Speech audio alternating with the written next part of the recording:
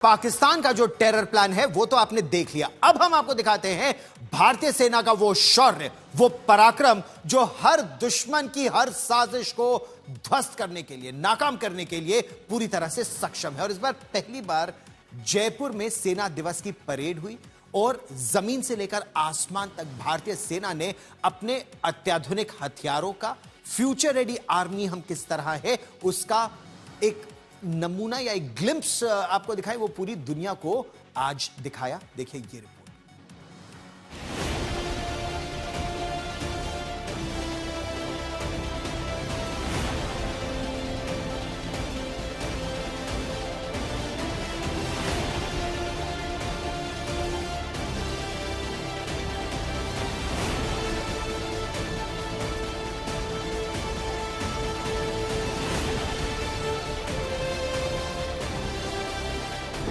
जयपुर में गूंजा भारतीय सेना का जयगान, जमीन से आसमान तक गूंजा हर हर हिंदुस्तान। आर्मी डे पर दिखा साहस, समर्पण और पराक्रम।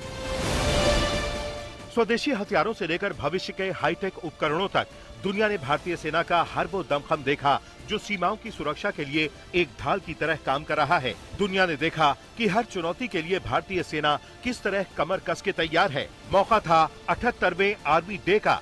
इस मौके पर जयपुर में परेड निकाली गई और देश की सैन्य ताकत का प्रदर्शन किया गया।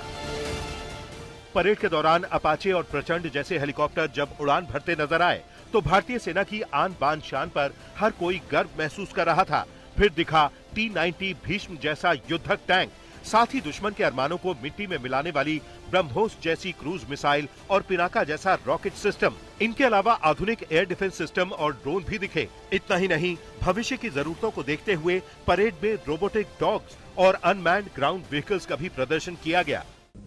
पिछले कुछ वर्षों में भारतीय सेना की सोच में एक स्पष्ट बदलाव आया। हम केवल वर्तमान चुनौतियों पर ही नहीं बल्कि भविष्यों के युद्धों की तैयारी में भी गंभीरता से काम कर रहे हैं। इसी दिशा में नई संरचनाएं यानी नए स्ट्रक्चर्स बनाए जा रहे हैं जिन्हें भविष्य की आवश्यकताओं के अनुसार इक्विप और ट्रेन किया जा रहा है। परेड के दौरान ऑपरेशन सिंदूर की भी धूम देखने को मिली। देश के लिए अपनी जान न्यौछावर करने वालों को याद किया गया और मरणोपरांत सम्मानित किया गया। हथियारों के प्रदर्शन के बाद सेना के जांबाज जवान अपनी मोटरसाइकिलों पर सवार होकर आए और संतुलन का ऐसा नजारा पेश किया कि पूरा जयपुर तालियों से गूंज उठा। लोटस फॉर्मेशन और चलती बाइक पर योग आसनों ने मौजूद मेहमानों को ताली बजाने पर मजबूर कर दिया। सेना दिवस हर साल 15 जनवरी को मनाया जाता है। इसी दिन साल 1949 में फील्ड मार्शल KM करियप्पा ने आखिरी ब्रिटिश कमांडर इन चीफ से भारतीय सेना की कमान संभाली थी। जयपुर में हुई ये परेड देश की गौरवशाली विरासत और आधुनिक भविष्य के संगम का एक आईना थी। आज तक ब्यूरो।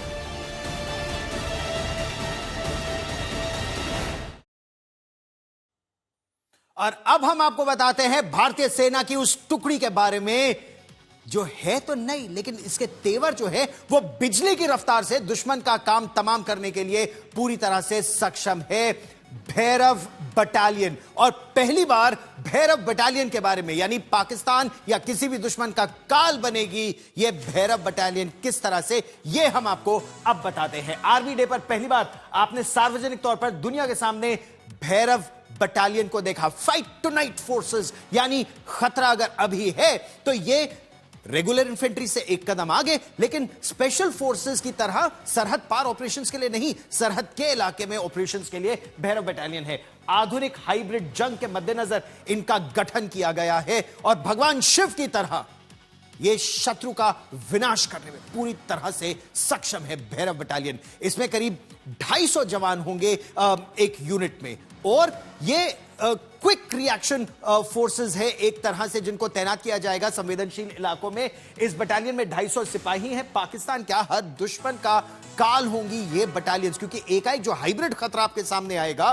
तब तक जब तक स्पेशल फोर्सेस आएंगी या नहीं आएंगी, स्पेशल फोर्सेस की आपको जरूरत ही ना पड़े पैरा कमांडोज के, उससे पहले रेगुलर इन्फेंट्री और स्पेशल फोर्सेस के बीच की, ये पैरा स्पेशल फोर्सेस और रेगुलर फोर्सेस के बीच है। ड्रोन आधारित जंग और मल्टी डोमेन वॉरफेयर के लिए ये पूरी तरह से प्रशिक्षित है। अत्याधुनिक हथियार लेके, हल्के हथियार लेकर तुरंत इनकी तैनाती होती है, तुरंत ऑपरेशन करने के लिए फाइट टू नाइट वाले कॉन्सेप्ट पर ये पूरी तरह से सक्षम है। ऑपरेशन सिंदूर के अनुभव के आधार पर इन्हें गठित किया गया है। दुर्गम इलाकों में दुश्मन के ठिकानों पर त्वरित हमला, अभी खतरा आया, अभी उसको नेस्त नाबूद कर दिया, उसको बड़ा ही नहीं होने दो खतरे को। इस कॉन्सेप्ट पर यह भैरव बटालियन तैयार की गई है। सीमा पर की गई कार्रवाई पर हम इसके बारे में आपको और भी बताएंगे।